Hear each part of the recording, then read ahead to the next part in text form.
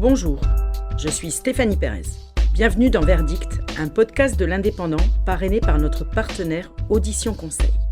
Dans ce podcast, je vous invite à revivre les affaires criminelles qui ont marqué l'Aude et le pays catalan.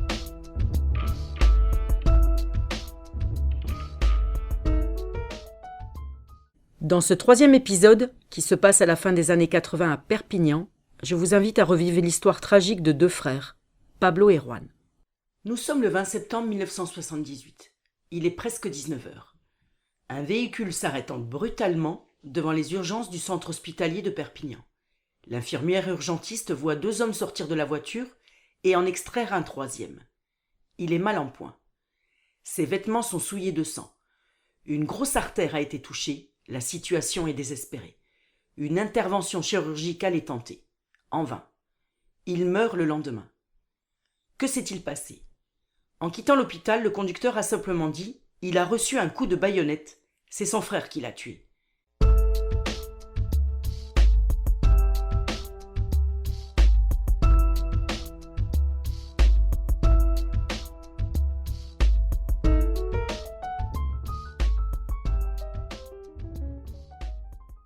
Mais qui est cet homme ? Il s'agit de Pablo. Il avait 36 ans. Aussitôt, la police se rend à la cité de transit, dans le quartier du Haut-Vernay où habitent les frères. L'agresseur présumé est introuvable. Un message de recherche est diffusé. À 20h30, au Pertus, la police des airs et des frontières l'interpelle. Accompagné de sa femme et de ses enfants, il tente de passer en Espagne. Il est placé en garde à vue. Que s'est-il passé ? Pour comprendre leur parcours, revenons vers leur enfance.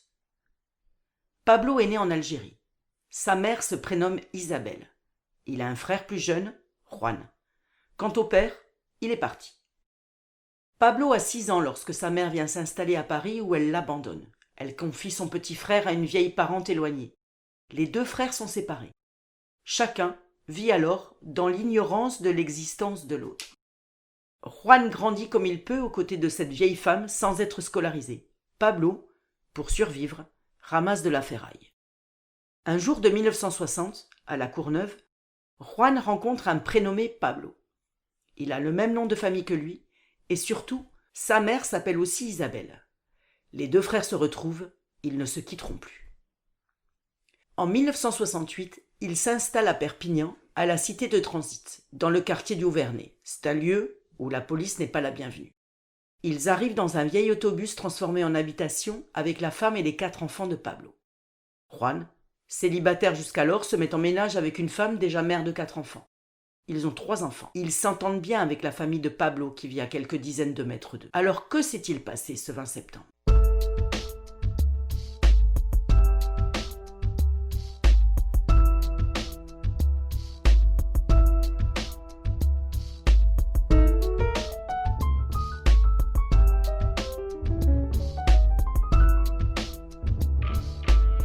Juan livre sa version aux enquêteurs. Il y a encore quelques mois, il s'entendait bien avec son frère.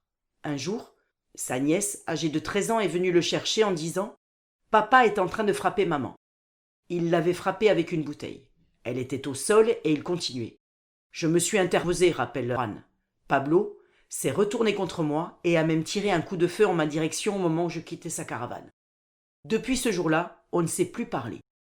Hier, ma nièce est revenue me demander de l'aide. Son père était en train de se battre avec un homme. La police parvient alors à reconstituer le déroulement des faits. Pour tenter de le raisonner, Juan se rend chez son frère qui frappe violemment un homme. Pablo est hors de lui. Juan essaie de le calmer. Devant de nombreux témoins, Juan parvient à séparer son frère. L'homme s'enfuit et disparaît. On ne saura jamais qui il était. Ce n'était pas un habitant du quartier. Une nouvelle fois, Pablo se retourne contre son frère. Il l'insulte et lui donne des coups. Sans riposter, Juan retourne chez lui. Déchaîné, Pablo s'en prend au véhicule de son frère. Juan appelle la police. Les policiers constatent les dégâts mais ne croient pas aux déclarations de Juan. Après le départ des policiers, Pablo, fou de colère, vient lui reprocher d'avoir appelé les flics. Armé d'un couteau et d'un bâton, il entre dans la caravane en menaçant Juan qui ne veut pas se battre avec son frère. Il s'enfuit.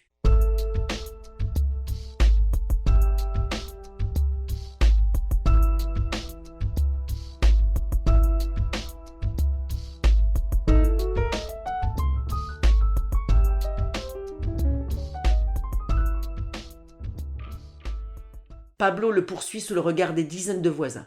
Juan chute et ramasse un morceau de fer pour se défendre. Il tente de rentrer chez lui. Adossé à la porte, il esquive un coup de couteau. Juan se défend en portant un coup avec le morceau de fer avant de s'enfuir. Pablo le poursuit, puis il s'effondre. Malgré les nombreux témoins, seules 5 personnes, dont la veuve de Pablo, acceptent de répondre aux questions. Leur version ne diffère pas vraiment de celle de Juan, sauf sur l'arme du crime. Les médecins légistes affirment qu'il s'agit d'un instrument pointu, peut-être une baïonnette, mais en aucun cas un morceau de fer, parce que la plaie est franche et sa profondeur, 15 à 16 cm, importante. Le 11 décembre 1980, une reconstitution est organisée. Aucun des témoins n'a répondu à sa convocation. Une foule composée de 2 clans hostiles, prêts à s'affronter, empêche le déroulement de la reconstitution. Face à l'agressivité de la foule, magistrats, avocats, greffiers et policiers battent en retraite. Le procès s'ouvre un 24 septembre dans une atmosphère particulière. La salle d'audience est comble. Il y a d'un côté ceux qui soutiennent l'accusé et de l'autre ceux qui soutiennent la famille de la victime. Les témoins convoqués ne sont toujours pas là, mais il y a dans la salle beaucoup de ceux qui avaient assisté au crime. Le président de la cour d'assises parvient à faire représenter par la force 3 des 4 témoins. L'accusé, assisté d'un interprète, s'exprime dans un français approximatif. Les 3 témoins qui n'avaient pas dit grand-chose d'important avant le procès parlent alors dans un mélange de français, de catalan et d'espagnol volontairement incompréhensible. Il faut dire qu'il y a des centaines d'oreilles des 2 camps, attentives au moindre débat. Pour le ministère public, Juan peut bénéficier de l'excuse de provocation. Juan n'a jamais été condamné. Il s'agit d'un homme travailleur et calme, qui aimait son frère, sa seule famille. Il avait consacré sa vie à tenter de le protéger, de sa propre violence. Comme ce soir-là, Juan n'avait fait que se défendre. Le ministère public requiert une peine modérée de 4 à 5 ans de prison, sachant que l'accusé était incarcéré depuis 25 mois. La défense demande son acquittement en faisant référence à l'affrontement de Caïn et d'Abel dans la Bible. Juan, c'est Abel qui, au dernier moment, ne voulant pas mourir, a tué Caïn. La cour d'assises condamne Juan à 20 mois de prison, moins que la durée de sa détention provisoire. Le lendemain, dans l'Indépendant, il est écrit « C'est comme un acquittement qui ne veut pas dire son nom ».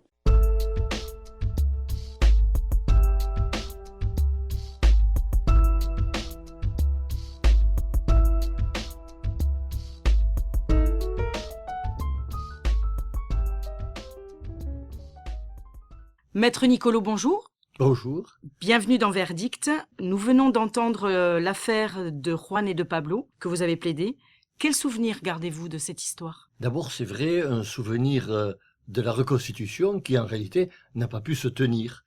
N'a pas pu se tenir parce que on était dans un milieu gitan.